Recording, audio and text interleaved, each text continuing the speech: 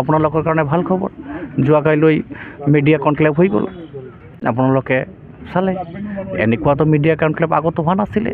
Under দিছ ruling government আপোনালোকে সাংবাদিকসকলক সন্মান পাইছে।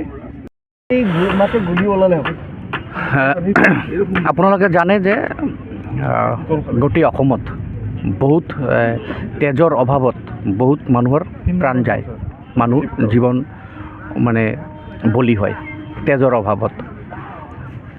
যিমান ব্লাড বেংক আছে, যিমান মেডিকেল কলেজতে আছে, মানে ডেফিচিয়েঞ্চি থাকেই। আৰু এই ডেফিচিয়েঞ্চিটো পৰিপূৰ্ণ কৰিবৰ বাবে অহাকালি 1 ফেব্ৰুৱাৰী বিটিআৰৰ 5টা জিলা মানে তামোলপুৰলৈ আৰু নেবাৰিং যিবিলাক আমাৰ জিলা আছে, বঙাইগাঁও, ধুবুৰী, বৰপেটা, গোৱালপাৰা, মংগলদৈ, নলবাৰী, প্ৰত্যেক জিলাৰ উদীয়মান যুৱকসকল ইয়াতে আহিব। আৰু কোন যুৱকসকল আহিব? হিমন্ত অনুৰাগী যুৱকসকল আহিব।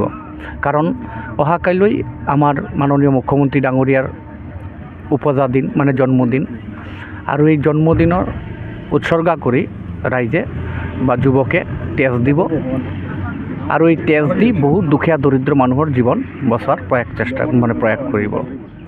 সেইকাৰণেই এই আয়োজন মেগা ব্লাড ডোনেশ্যন। আপুনিতো সাংবাদিক, আপুনি অহাকালি চাই ল'ব কিমান হয়। এতিয়া যদি মই কওঁ 1000 হৈ গ'ল 10,000, তেন্তে কথাৰ লগত নবনিল। সেইকাৰণে সাংবাদিক আপোনাক অনুৰোধ কৰিলোঁ, অহাকালি আহিব, আপুনি নিজে চকুৰে চাব কিমান হয়, তাৰপিছত আপুনি সেইটো কভাৰেজ কৰিব। কিন্তু মই এইটো জানো অজস্ৰ এইটো মানে এতিয়া মই হিচাপ ক'বই নোৱাৰোঁ, মোৰ মগজতেই নাই যে কিমান হ'ব। But it will be mega crowd, it will be mega event, first time in north east. আমি অভিলেখ কৰিব বিচাৰিছোঁ যে এদিনত ছেম ভেন্যুত 1000 মানুহৰ ওপৰত ব্লাড ডোনেশ্যন আজিলৈকে হোৱা নাই। মই লিমকা বুক অফ ৰেকৰ্ডতো চালোঁ, মই চালোঁ লিমকা বুক অফ ৰেকৰ্ড বিশাখাপট্টনমত কৰিছিলে 2019ত, গডৰেজ এণ্ড এচেছৰিজে কৰিছিলে। বাট এদিনত নোৱাৰিছিলে, বহুকেইটা ৰাজ্য বা জিলা লৈ পেলাই কৰিছিলে। বাট দিছ মেগা ব্লাড ডোনেশ্যন এইটো ফাৰ্ষ্ট টাইম ইন ইণ্ডিয়া যে এদিনত ইমান হাজাৰ যুৱক স্ব ইচ্ছাৰে হিমন্ত বিশ্ব শৰ্মা ডাঙৰীয়াৰ জন্মদিনত তেজ দিব। এইটোৰ কাৰণে মোৰ কাৰণে বহুত মানে ডাঙৰ এটা এচিভমেণ্ট যে ইমান হাজাৰ ল'ৰা ওলাই আহি আছে। অহাকালি আপুনি দেখিব ওদালগুৰিৰ পৰা কিমান ল'ৰা আহিব, বাক্সাৰ পৰা কিমান ল'ৰা আহিব, চিৰাঙৰ পৰা কিমান ল'ৰা আহিব, আপোনাৰ তামোলপুৰৰ পৰা কিমান ল'ৰা আহিব। আপুনি নিজেই কনফিউজ হৈ যাব যে কিমান ল'ৰা আহিছে। কিন্তু আমি এতিয়া চিন্তা কৰি আছোঁ যে ইমান যে হাজাৰ ল'ৰা আহিব, কিন্তু আমাৰ ষ্ট'ৰেজ ইমান নাই।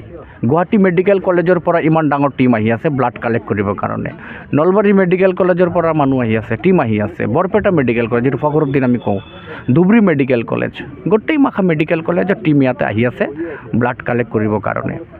ফাৰ্ষ্ট টাইম এনেকুৱা হৈ আছে যে GMCয়ে বা বেলেগ মেডিকেল কলেজ কোনোবা বেলেগ জিলাত গৈ ব্লাড কালেক্ট কৰি আনিব।